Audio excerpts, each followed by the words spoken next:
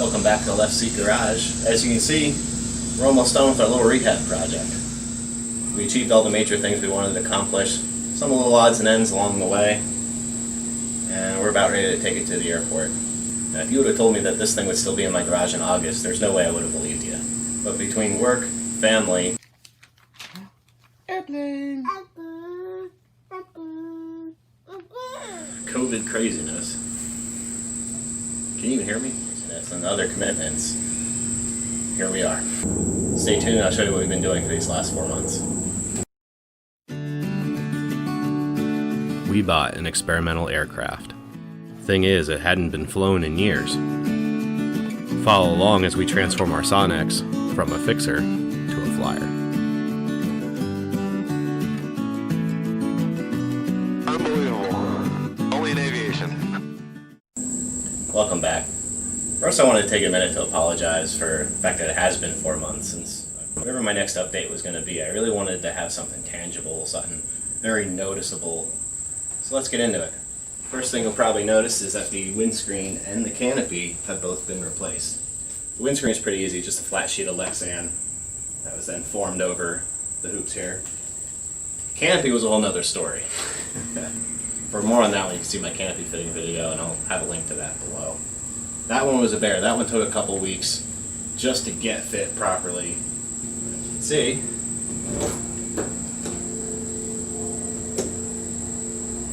that is ready to go. Got it all together, bolted in place, Coger sunshade in place, and our little strap.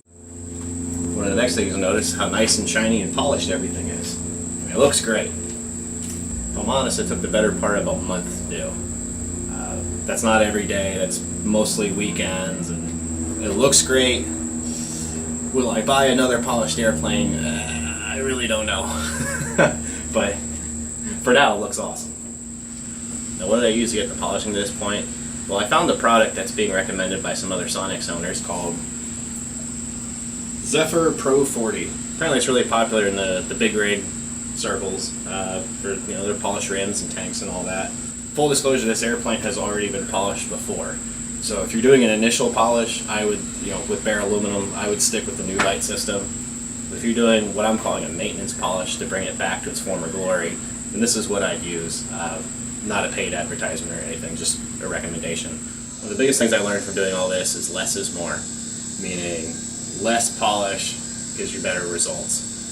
When I started out, I was using way too much polish, which took a lot more work to get off, and just don't waste time, energy, and product. Use as little as you think is going to just cover the panel when you're doing it. Now you can see that I chose to carry the black from the cowling down the windscreen line, the canopy, and then along the whole turtle deck. I was playing around with different designs, and in the end it just made sense to do the entire thing. It's not 100% perfect. I was back and forth between vinyl and paint, and finally just ended up painting, but we'll get it to the airport, see how it holds up, and maybe we'll tweak it from there, but we'll see how this goes. I ended up just painting the turtle deck bulkhead. I wasn't really happy with some of the other things I was working on, like the ABS sheeting or vinyl or anything, so this is what we got for now. Into the cockpit, you can see I still have my standard push throttle. With COVID, there was some delays getting all the parts needed for the Sonex lever throttle. So I decided to just kind of take that out of the punch list for now, and I'll revisit that later. And of course, our vernier mixture control is installed and hooked up, and hopefully that'll help us maximize our fuel efficiency and have it running great. As you can see, we got our oil access panel worked out on our cowling, and all this is a oil access door for a Remos GX that I found on eBay. I just reworked it a little bit to fit this cowling, and looks like we're good to go. It's amazing how much this thing looks more like an airplane with the gear fairings installed. And one thing you'll notice right here is this Southco stud, screwed into a mounted Adele clamp. In there with a Southco retainer.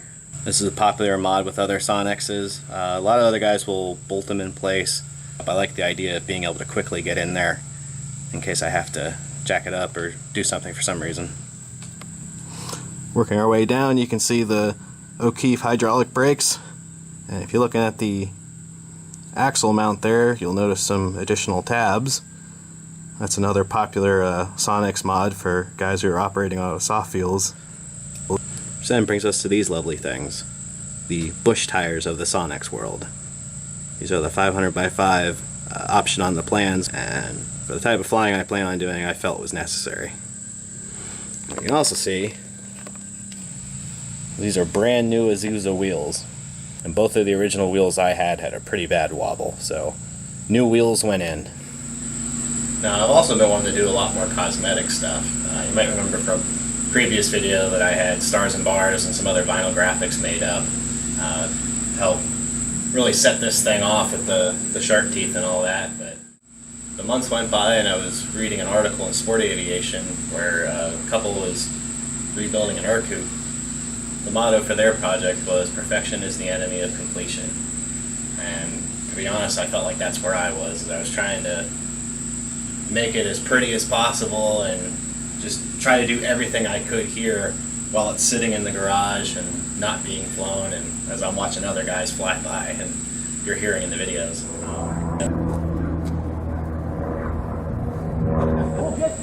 If I kept going at it, we'd be winter and this thing would still be in my garage, and I really need to get it out. So we're all done with that. And one thing we're going to do today on this video is give this airplane a name. Every airplane has its own personality and character, and as such is deserving of a name. My dad has a tradition of naming cars in alphabetical order, and with this being my first solely owned airplane, we're starting right at letter A. And what name did we pick?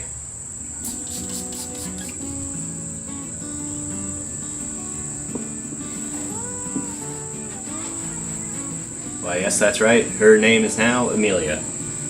No, not that Amelia, but it's actually a family name, someone I'm paying tribute to with this airplane. To you. Next update's coming to you from the airport. Let's do this.